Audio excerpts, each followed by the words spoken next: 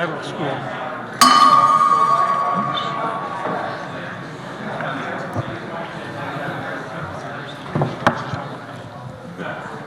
Good afternoon, Boulder Rotary. Do I smell or something? Why is everyone so far back? Dick Golden is going to lead us in the pledge and the four-way test. Good afternoon, all. Won't you join me as we do the Pledge of Allegiance? I pledge allegiance to the United States of America and to the republic, one nation, indivisible, with liberty and justice for all. And let's see if we can do the four-way test. We repeat the things we think, say, and do. Is it the truth? Is it fair to all concerned? Will it build goodwill and better friendship? Will it be beneficial to all concerned? Thanks. Thank you. George Garmany is out there somewhere. There you are, with today's guests and visitors. As soon as I am plugged in, as soon as I... And I've got the mic. I don't need a mic, I just need, all right. Anyone who is visiting us, or hosting one who is visiting us, or a visiting Rotarian, please stand up and be introduced. Good, I'm glad somebody got here. I was afraid for a minute there. Go ahead. Thank you, George. So my guest today for his second visit here at Rotary is Mitch Rossman, who's a geriatrician, semi-retired, and has been someone that I've had the pleasure of knowing for 15 years or so, or 20 years. And he is putting in his application for membership. Very good, welcome. Hope to see a lot more of you. Anybody else? Wow, okay, I'll let Vanessa take over and see if we have anybody online with us. Perfect. Thank you, George. And welcome to everybody who's joining us online via Zoom today. I think we have a couple of guests, and when I say your name, would you unmute and say hi to everybody? Chuck, are you there? Looking forward to seeing some of you guys in Houston. Fantastic. Welcome. Nice to see you again. And Dominica, are you on today? I am. I'm with you again this week. I missed your meeting last week, but it's nice to be with you again. I'm a past president of the Rotary Club of Montego Bay, and I do enjoy your meetings. Well, we love to see you every week. Thanks for joining us. And I think that's everybody. If I missed anybody, I'm sorry, and I hope you all enjoy the program. Thank you, Vanessa. Welcome, visitors and guests, to the best place to be on a Friday afternoon, whether you're here with us in the room or on Zoom. I think we have around 20 on Zoom today, so we have a good crowd virtually. Before we get into the meat of the program, though, today, I want to have Susan Connolly introduce you to our newest member.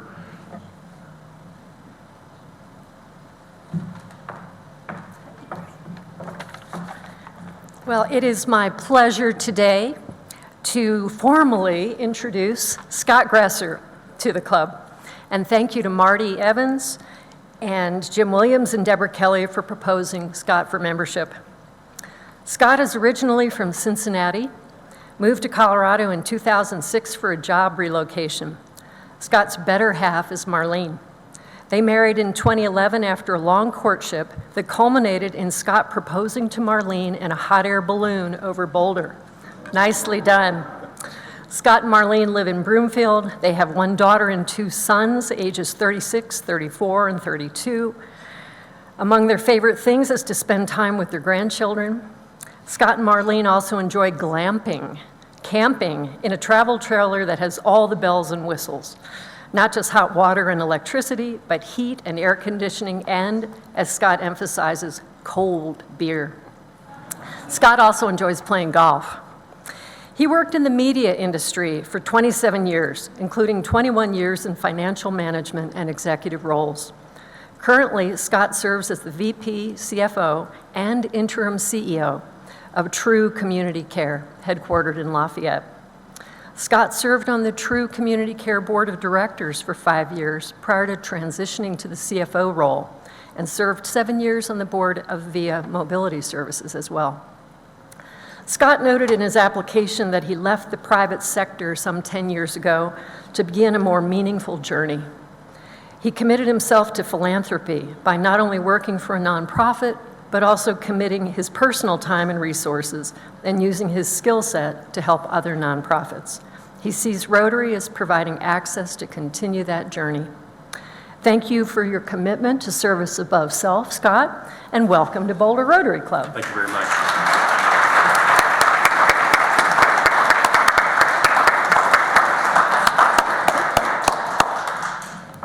Thank you. Welcome to the club, Scott. It sounds like you're one of those people that we call Rotarians that didn't know they were Rotarians before they became Rotarians.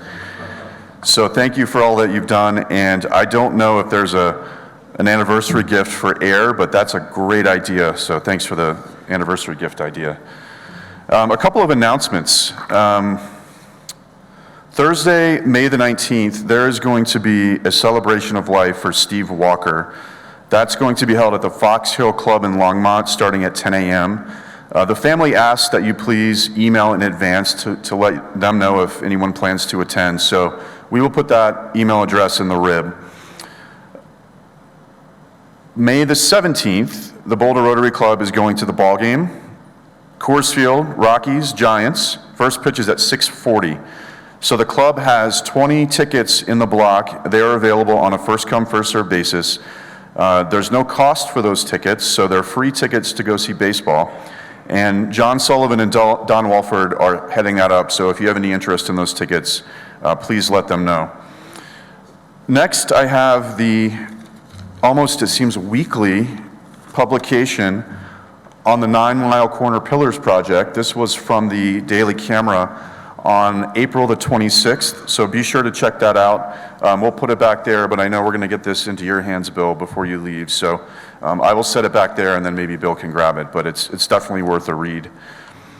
And then finally, last Friday, we had a really great event. The Earth Day event was really phenomenal, and I'd like to give a special thanks to Lori Preston, Gary Kahn, Charlotte Rome, Jancy Campbell, Sarah Parkinson, Patty Limerick, and a special thanks to Grace and Gordon Gam for your generous donation.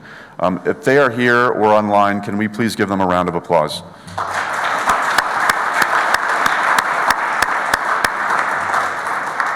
I'm not sure if anybody has seen the sculpture, but it's on the corner of Broadway and Canyon in the Sister City Plaza there. It is really, really spectacular, and on a windy day, the thing moves and changes, and each time you look at it, it's in a different shape, so I highly recommend checking it out. Next up, we're going to do the raffle, and I want to make a quick point of reference. I think it's pretty interesting that the week after we expose Anderson Gate, Bill is absent from the meeting. The winner is 725-797. 725-797.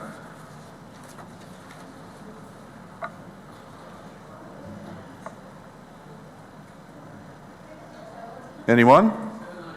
797? You got it.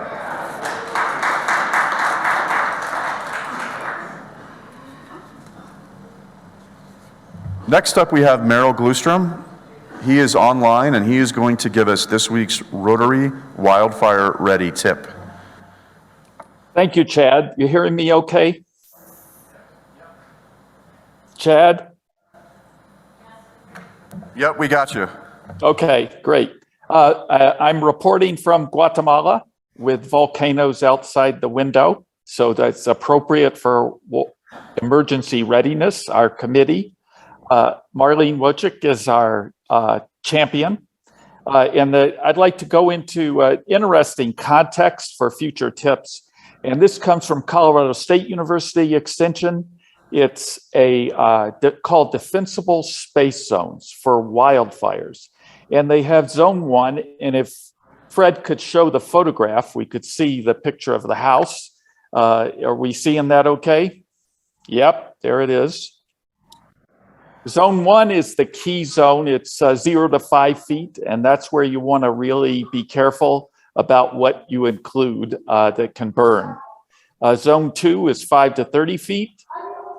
Careful as well, but not as careful. And Zone 3 is 30 to 100 feet. So I want to draw your attention to this photograph. It clearly shows the key point is that people and experts have long believed fires come in the mountains. That's no longer the case. So this information pertains to the mountains. We have to look to the Front Range. We now understand only too well that fires will also come into Boulder from the west and into Boulder County from the east. And I want to point out from World War II, Pearl Harbor and Midway, when people are surprised, they don't react well. So there's no need to panic, continually panic about emergencies, but don't be surprised when they happen either. And the way that you can cover this, and we're going to put it in the rib, and Marlene has said it several times, is to sign up for cell phone alerts for emergencies. And we'll put the link in the rib, but take advantage of that. And we're not just talking about wildfires. We're talking about flooding. We're talking about hazmat. We're talking about emergencies with lawlessness. So on and on, depends on the emergency what you do. Therefore, a sound alert, as Brad Weasley pointed out, is not as helpful because sometimes you have to shelter in place. Sometimes you have to move up towards your roof. Sometimes you have to get out as fast as you can. So these cell phone alerts are the key. So I'd like to draw attention to those, and we'll put it in the rib. Thank you so much, Chad.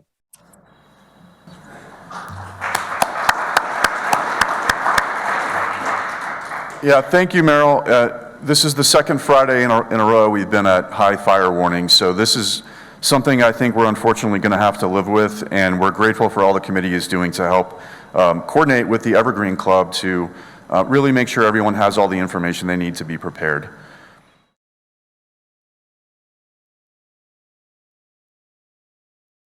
Thank you, Professor, for that wonderful talk. You're welcome back anytime. Fred, can we roll the videotape?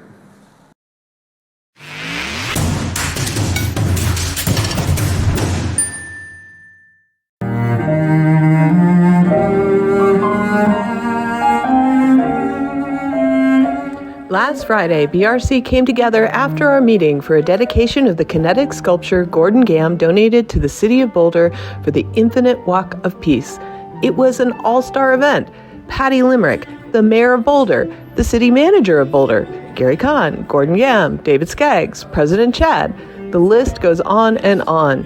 Thank you so much to Lori Preston and the Museum of Boulder, the City of Boulder, Boulder Public Library, Boulder Rotary Club, Gordon Gamm, and all those like Gary Kahn who worked so hard to make this event fun and meaningful. A good time was had by all.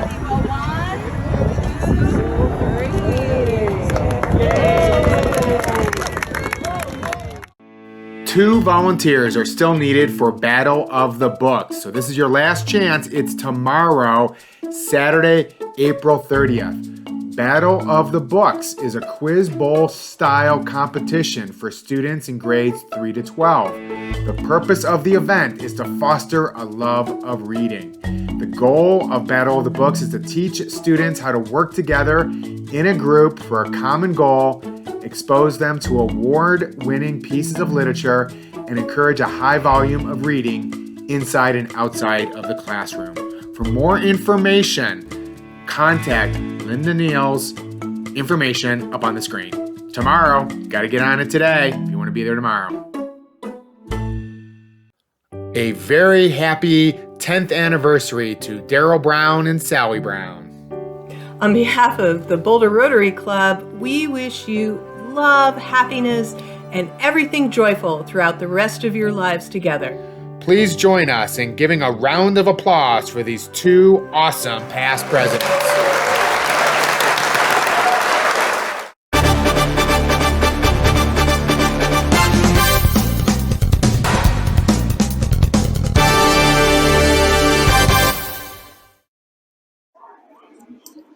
This week's Rotarian on the Street is with District Governor Ray Anderson. So, the unofficial beginning of summer is right around the corner. And of course, I'm talking about the last week in May. And we know what holiday is that week. Of course, it's May 29th, National Paperclip Day. So, the question is, are you a traditional metal silver paperclip guy, or are you a colored paperclip guy?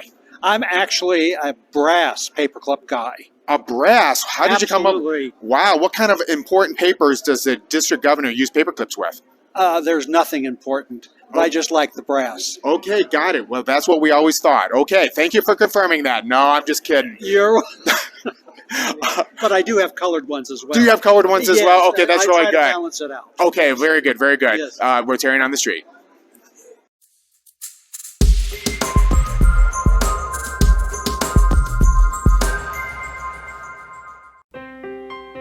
You know what this little girl is thinking about as this photo is being taken? Someday, I want to grow up and be president of Boulder Rotary Club. And you know what? It's just about to happen.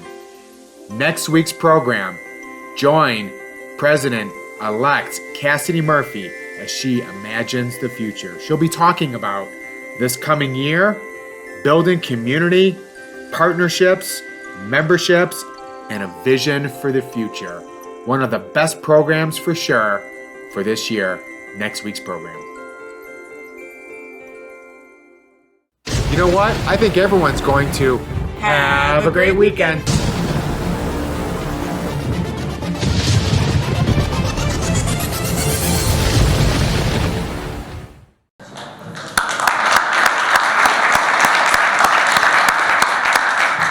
Just a quick update. Linda has filled the positions tomorrow for Battle of the Books, so your only option is district conference. Next up, birthdays. I want to thank the JCC for putting in this dance floor, because I'm going to do an interpretive dance on the opening of the American West. No, actually, I was at a cowboy poetry gathering one time, and a woman came up to me and said, "Why do all cowboy poets do rhyming poetry instead of free verse?" And I told her, "Well, you're wrong. There are a lot of cowboy poets that do free verse. In fact, I used to do free verse quite a bit. My last free verse poem is this: I like to write free verse. I do it when I can. Writing rhymes can be hard, speaking man to person. It frees one up so easily to choose words that come to mind, and you don't have to worry, and you don't have to make them kind of sound alike. But the one thing I find strange when writing a free verse, the word that doesn't rhyme can make it sound much more unnaturally dysrhythmic. But the good thing about free verse, no matter what your bend, it's putting words together, and it doesn't cost a penny."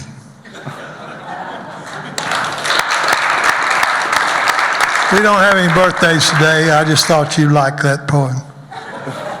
Thank you very much, George.